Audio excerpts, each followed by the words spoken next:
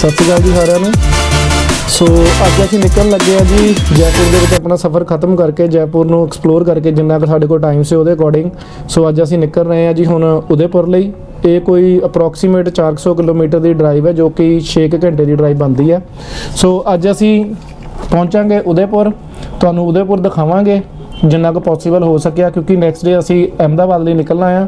ਕਿਉਂਕਿ ਅਗਰ ਅਸੀਂ ਬਹੁਤ ਜ਼ਿਆਦਾ ਸਟੇ ਕਰਦੇ ਆ ਤਾਂ ਸਾਡੀ ਜਰਨੀ ਬਹੁਤ ਲੰਬੀ ਹੋ ਜਾਂਦੀ, ਸਾਡੇ ਡੇ ਬਹੁਤ ਵਿੱਚ ਐਡ ਹੁੰਦੇ ਜਾਂਦੇ ਆ। ਸੋ ਅਸੀਂ ਰਾਹ ਦਾ ਸਫ਼ਰ ਥੋੜ੍ਹਾ ਜਿਹਾ ਘਟਾਉਂਦੇ ਜਾਂਦੇ ਆ, ਮਤਲਬ ਅਸੀਂ ਵਿੱਚ ਕੁਝ ਐਡ ਨਹੀਂ ਕਰਦੇ ਪਏ। ਜਿੰਨਾ ਕੁ ਟਾਈਮ ਸਾਨੂੰ ਮਿਲਦਾ ਅਸੀਂ ਸਿਰਫ ਉਨੇ ਕੁ ਟਾਈਮ ਨੂੰ ਕੋਸ਼ਿਸ਼ ਕਰਦੇ ਹਾਂ ਕਿ ਤੁਹਾਨੂੰ ਉਹਦੇ ਵਿੱਚ ਕੁਝ ਦਿਖਾ ਸਕੀਏ, ਕਿਉਂਕਿ ਸਾਡਾ ਜਿਹੜਾ ਮੇਨ ਫੋਕਸ ਆ ਉਹ ਮੁੰਬਈ ਔਰ ਗੋਆ ਦਾ ਆ। ਸੋ ਅਸੀਂ ਅੱਜ ਇੱਥੋਂ ਨਿਕਲਣ ਲੱਗੇ ਹਾਂ ਜੀ। ਸੋ ਤੁਹਾਨੂੰ ਰਸਤੇ ਦੇ ਵਿੱਚ ਦਿਖਾਉਂਦੇ ਆ ਕਿੱਦਾਂ ਕਿੱਦਾਂ ਦੇ ਲੋਕੇਸ਼ਨਸ ਆਉਂਦੀਆਂ, ਕਿੱਦਾਂ ਕਿੱਦਾਂ ਦੀਆਂ ਸੀਨਰੀਜ਼ ਆਉਂਦੀਆਂ, ਕਿੱਦਾਂ ਕਿੱਦਾਂ ਦੀਆਂ ਵੈਲੀਜ਼ ਆਉਂਦੀਆਂ। ਸੋ ਟਰਾਈ ਕਰਾਂਗੇ ਤੁਹਾਨੂੰ ਵੱਧ ਤੋਂ ਵੱਧ ਦਿਖਾ ਸਕੀਏ। ਸੋ ਮਿਲਦੇ ਹਾਂ ਜੀ ਰਸਤੇ ਦੇ ਵਿੱਚ, ਲੈ ਕੇ ਚੱਲਦੇ ਹਾਂ ਤੁਹਾਨੂੰ ਉਦੈਪੁਰ।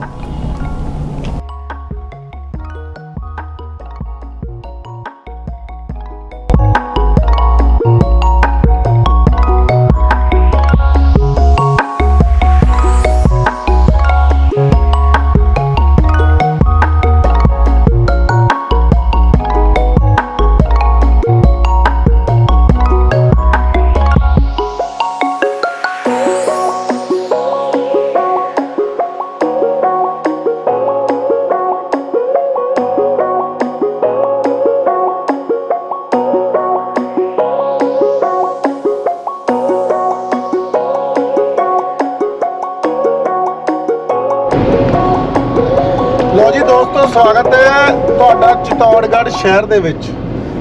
ਹੁਣ ਅਸੀਂ ਪਹੁੰਚ ਚੁੱਕੇ ਹਾਂ ਜੀ ਰਾਜਸਥਾਨ ਦੇ ਸ਼ਹਿਰ ਚਿਤੌੜਗੜ੍ਹ ਦੇ ਵਿੱਚ, ਜਿਸ ਦਾ ਚਿਤੌੜਗੜ੍ਹ ਫੋਰਟ ਬਹੁਤ ਹੀ ਮਸ਼ਹੂਰ ਹੈ ਔਰ ਇਹ ਕਾਫੀ ਫੇਮਸ ਸ਼ਹਿਰ ਹੈ, ਕਿਉਂਕਿ ਇਸ ਸ਼ਹਿਰ ਦੇ ਉੱਤੇ ਹੀ ਔਰ ਇਸ ਸ਼ਹਿਰ ਦੀ ਹਿਸਟਰੀ ਦੇ ਉੱਤੇ, ਜੋ ਕਿ ਕਾਫੀ ਫੇਮਸ ਹਿਸਟਰੀ ਹੈ, ਮੂਵੀ ਵੀ ਬਣੀ ਸੀ ਦੀਪਿਕਾ ਪਾਦੂਕੋਣ ਦੀ ਪਦਮਾਵਤ, ਔਰ ਕਾਫੀ ਜ਼ਿਆਦਾ ਵਿਵਾਦ ਵੀ ਚੱਲੇ ਸੀ ਉਸ ਮੂਵੀ ਦੇ ਉੱਤੇ। ਕਾਫੀ ਜ਼ਿਆਦਾ ਉਹਦੇ ਵਿਰੋਧ ਵੀ ਹੋਏ ਸੀ, ਬਟ ਉਸ ਦੇ ਬਾਵਜੂਦ ਵੀ ਉਹ ਮੂਵੀ ਰਿਲੀਜ਼ ਹੋਈ ਸੀ ਔਰ ਕਾਫੀ ਹਿੱਟ ਵੀ ਹੋਈ ਸੀ। ਔਰ ਅੱਜ ਅਸੀਂ ਵੀ ਉਹੀ ਚੀਜ਼ ਨੂੰ ਐਕਸਪਲੋਰ ਕਰਨ ਆਏ ਹਾਂ ਜੀ। ਅੱਜ ਅਸੀਂ ਉੱਥੋਂ ਕੋਈ ਨਾ ਕੋਈ ਗਾਈਡ ਹਾਇਰ ਕਰਾਂਗੇ ਜੋ ਕਿ ਸਾਨੂੰ ਇਸ ਦੀ ਹਿਸਟਰੀ ਬਾਰੇ ਔਰ ਸਾਨੂੰ ਸਾਰਾ ਨਿੱਕੀ ਨਿੱਕੀ ਗੱਲ ਸਾਨੂੰ ਸਮਝਾ ਸਕੇ ਔਰ ਸਾਰਾ ਇਹਦੀ ਹਿਸਟਰੀ ਦੱਸ ਸਕੇ। ਸੋ ਫੇਸਬੁੱਕ ਫੈਮਿਲੀ, ਇਹ ਜੀ ਹੁਣ ਇੱਥੋਂ ਸ਼ੁਰੂ ਹੋ ਗਿਆ ਹੈ ਜੀ ਕਿਲ੍ਹਾ। ਇਹ ਕਿਲ੍ਹੇ ਦਾ ਦੁਆਰ ਹੈ ਜੀ, ਇੱਥੋਂ ਕਿਲ੍ਹੇ ਦੀ ਸਟਾਰਟਿੰਗ ਹੋ ਜਾਂਦੀ ਹੈ।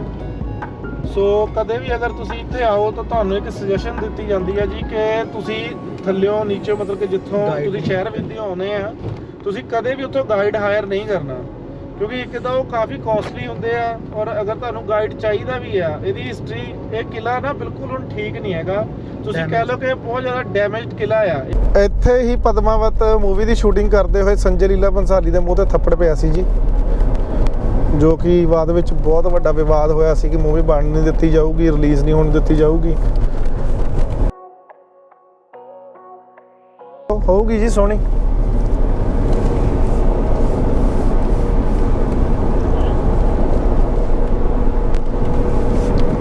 किला घूमने के लिए आए हैं।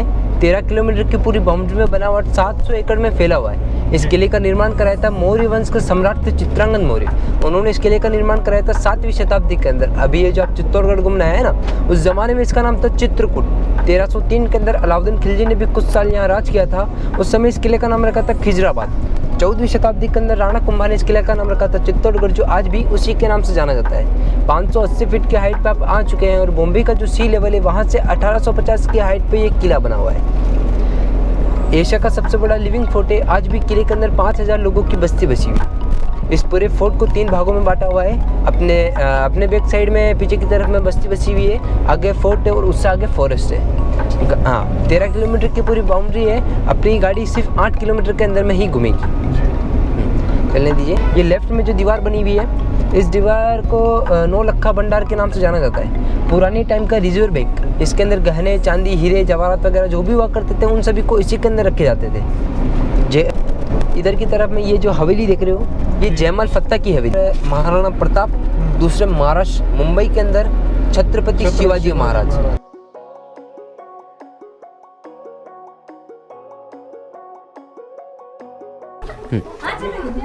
अब जो 7 गेट क्रॉस करके किले के ऊपर आए थे वो किले का बैक साइड था। फ्रंट साइड ये जिसको सूरजपोल गेट के नाम से जाना जाता है। सूरजपोल गेट के नाम से इसलिए जाना जाता है क्योंकि यहाँ के जो राजा हुआ करते थे सूर्यवंशी राजा हुआ करते थे, और जब सूरज उदय होता है वो भी इसी साइड से होता है, तो इसीलिए इस दरवाजे को सूरजपोल गेट के नाम से जाना जाता है। ये मेन दरवाजा है। मेन दरवाजा यही है। और इस गेट के ऊपर में आप देखेंगे लोहे के किले देखने को मिलेंगे। उस टाइम पे जो बड़े बड़े हाथी हुआ करते थे उनको शराब एवं मदिरा पिला के पागल कर दिया जाता था। हाथी पागल होने के बाद अपनी सूंड से दरवाजे को तोड़ने की कोशिश करता था। इन किलों के अंदर पॉइजन लगाया जाता था और इनको कपड़ों से ढक दिया जाता था। हाथी अपनी सूंड से दरवाजे को तोड़ने की कोशिश करता था, दरवाजा भी नहीं टूटता था और हाथी भी घायल हो जाता था। ये जो राउंड देख रहे हो ना, इस राउंड की वजह से हाथी की जो स्पीड हुआ करती थी वो स्लो हो जाती थी। उसी के बाद में आपने कोई सी मूवी वगैरह के अंदर देखा होगा कि एक बड़ी लकड़ी के द्वारा एक बड़े गेट को तोड़ा जाता है। उसके लिए स्पेस की ज़रूरत रहती है। यहाँ पर उस तरीके से नहीं तोड़ा जाता था।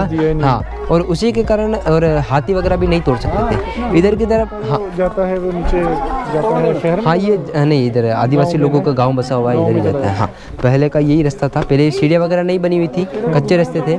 इधर की तरफ में सामने से जो ये लंबी पहाड़ी देख रहे हैं, ये अरावली की पहाड़ी है जो दिल्ली से होकर आ रही है। अच्छा। इसी पहाड़ी के पीछे अलाउद्दीन खिलजी ने 6 महीने में 6 दिन रुक के डेरा डाला था। जब डेरा डाला था तो इस किले के ऊपर में अनाज पानी सब कुछ आना बंद किया था। उस जमाने में इस किले के ऊपर 1 लाख के करीब प्रजा रहा करती थी। उन्होंने अपना पेट ओनली फॉर सीताफल खा के भरा था। नीचे की तरफ में ये जो जंगल देखेंगे, आगे की तरफ में जंगल बना हुआ है। किले के 700 एकड़ में जो जंगल बना हुआ है, उस जंगल के अंदर सीताफल लगा हुआ है। अच्छा। पुराने टाइम पे सीताफल से ही पेट भरा जाता था ज़्यादातर। और महाराणा प्रताप का जो साथ दिया था ना भील आदिवासी मीणा लोगों ने, ये उन्हीं के घर बने हुए हैं वगैरह हैं। ये दीवार देखेंगे आप, इस दीवार के ऊपर में आपको 2 छेद देखने को मिलेंगे।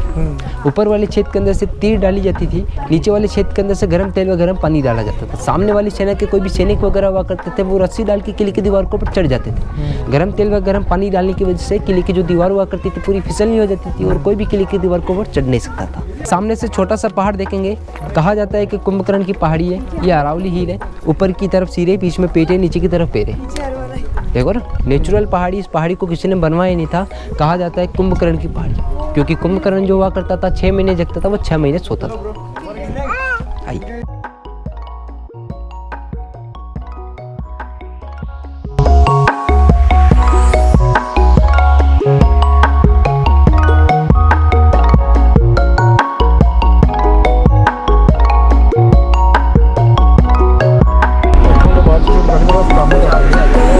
जैसे कि अपने विजय स्तंभ देखा था, वैसा एक और टावर बना हुआ है जिसको कीर्ति स्तंभ के नाम से जाना जाता है। विजय स्तंभ जो 9 मंजिला था, ये 7 मंजिला स्तंभ बना हुआ है। ये 7 मंजिला स्तंभ बना हुआ है। इसकी तीसरी मंजिल के ऊपर देखिए आपको 108 जैनों की मूर्तियां देखने को मिलेगी। 70 फीट लंबा टावर है। इसके ऊपर हाँ, इसके ऊपर चढ़ने के लिए 72 बोध सीढ़ियाँ बनी हुई है। पास में सीढ़ियाँ भी है। सीढ़ियाँ भी है, जिसको करीब 40 सालों से बंद किया हुआ है। विजय स्तंभ जो कोविड की वजह से बंद किया हुआ है, ये करीब 40 सालों से बंद है। और पास में ये बना हुआ जैन मंदिर। ये जैन मंदिर। हाँ, ये पहले विष्णु का मंदिर हुआ करता था। मुगलों ने इसको तोड़ दिया था। उसी के बाद में हमारे यहाँ पर खंडित जो मूर्ति होती है उनकी पूजा नहीं की जाती है, तो जैनों ने अपनी जैन मंदिर वगैरह बना लिए, जैनों की मूर्तियाँ बैठा दी गई।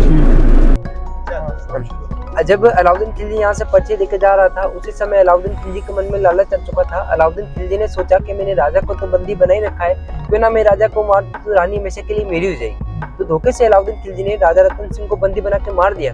तो इसीलिए रानी पद्मिनी ने अपनी आन बान शान को बचाने के लिए 26 अगस्त 1303 16,000 माताओं बहनों के साथ में जिंदा आग में जोहर किया था। वो पूरा खुला मैदान पीछे की तरफ बना हुआ था, जिसको पैक करके गार्डन की खूबसूरती दे दी गई।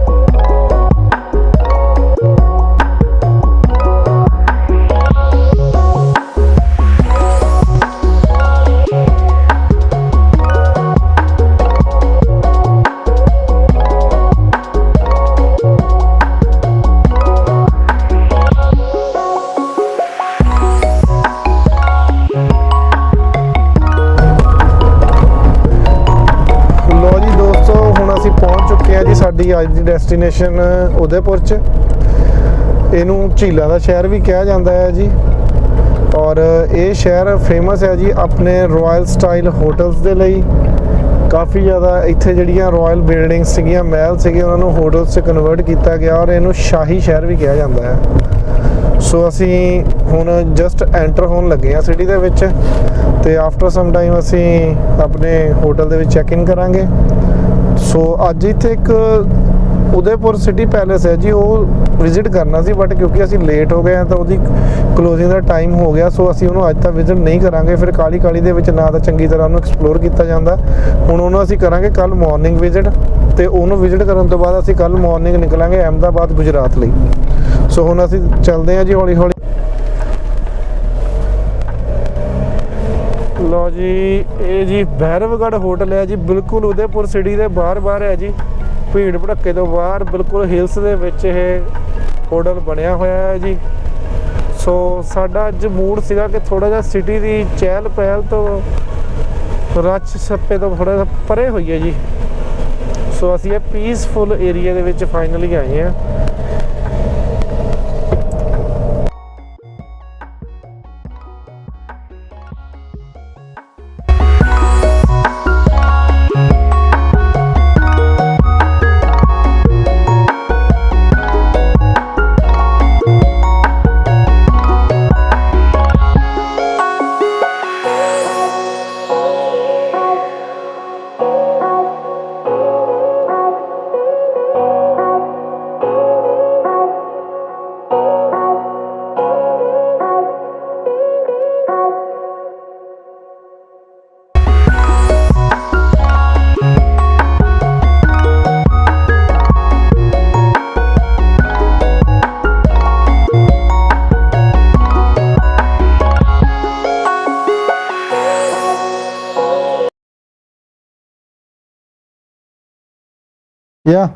ਸੋ ਮਿੱਤਰੋ, ਹੁਣ ਅਸੀਂ ਆ ਗਏ ਸੀ ਭੈਰਵਗੜ੍ਹ ਹੋਟਲ 'ਚ, ਅਸੀਂ ਚੈੱਕ ਇਨ ਕਰ ਲਿਆ ਆ। ਸੋ ਅੱਜ ਦੀ ਰਾਤ ਅਸੀਂ ਇਸ ਹੋਟਲ 'ਚ ਰੁਕਾਂਗੇ। ਇਹ ਹੋਟਲ ਠੀਕ ਹੈ, ਕੋਈ ਜ਼ਿਆਦਾ ਮਹਿੰਗਾ ਨਹੀਂ ਹੈਗਾ, ਬਟ ਇਹ ਸਭ ਤੋਂ ਬੈਸਟ ਹੈ ਇਸ ਹੋਟਲ ਦੀ ਲੋਕੇਸ਼ਨ। ਇਹ ਹੋਟਲ ਇੰਨੀ ਵਧੀਆ ਲੋਕੇਸ਼ਨ ਦੇ ਉੱਤੇ ਲੋਕੇਟ ਹੈ ਨਾ ਕਿ ਮਤਲਬ ਕਿ ਤੁਹਾਨੂੰ ਪਹਾੜਾਂ ਦੀਆਂ ਵਾਦੀਆਂ ਔਰ ਸਿਟੀ ਦਾ ਵਿਊ ਤੁਹਾਨੂੰ ਬਿਲਕੁਲ ਕਲੀਅਰ ਸਿਟੀ ਵਿਊ ਵੀ ਦਿਖਦਾ ਹੈ। ਔਰ ਅਗਰ ਤੁਸੀਂ ਇਹਦੀ ਬਾਲਕੋਨੀ ਦੀ ਸਾਈਡ ਤੋਂ ਜਾ ਕੇ ਦੇਖੋ ਤੇ ਆਹ ਵਿਊ ਤੁਹਾਡੇ ਸਾਹਮਣੇ ਆ ਕਿ ਬਹੁਤ ਹੀ ਪਿਆਰਾ ਵਿਊ ਇਹ ਦਿਖਾਈ ਦਿੰਦਾ ਹੈ ਇਸ ਹੋਟਲ ਦੇ ਰੂਮ ਦੇ ਵਿੱਚੋਂ। ਸੋ ਅੱਜ ਰਾਤ ਅਸੀਂ ਇੱਥੇ ਸਟੇ ਕਰਾਂਗੇ ਜੀ। ਸਵੇਰੇ ਕੱਲ अर्ਲੀ ਮਾਰਨਿੰਗ ਨਿਕਲਾਂਗੇ। ਸਵੇਰੇ ਉਦयपुर ਪੈਲੇਸ ਵਿਜ਼ਿਟ ਕਰਨ ਤੋਂ ਬਾਅਦ ਅਸੀਂ ਅਹਿਮਦਾਬਾਦ ਲਈ ਨਿਕਲ ਜਾਵਾਂਗੇ। ਸੋ ਅੱਜ ਰਾਤ ਲਈ ਸਾਡਾ ਟਿਕਾਣਾ ਇਹੀ ਹੈ ਜੀ। ਬਹੁਤ ਵਧੀਆ ਹੋਟਲ ਹੈ, ਬਹੁਤ ਵਧੀਆ ਪ੍ਰੋਪਰਟੀ ਹੈ। ਅਗਰ ਤੁਸੀਂ ਕਦੇ ਵੀ ਇੱਥੇ ਆਓ ਤੇ ਤੁਸੀਂ ਇੱਥੇ ਜ਼ਰੂਰ ਵਿਜ਼ਿਟ ਕਰਿਓ ਇੱਕ ਵਾਰੀ, ਕਿਉਂਕਿ ਲੋਕੇਸ਼ਨ ਬਹੁਤ ਹੀ ਪਿਆਰੀ ਹੈ, ਬਹੁਤ ਪਿਆਰੀ ਲੋਕੇਸ਼ਨ ਹੈ, ਬਹੁਤ ਵਧੀਆ ਜਗ੍ਹਾ ਤੇ ਲੋਕੇਟ ਹੈ ਹੋਟਲ।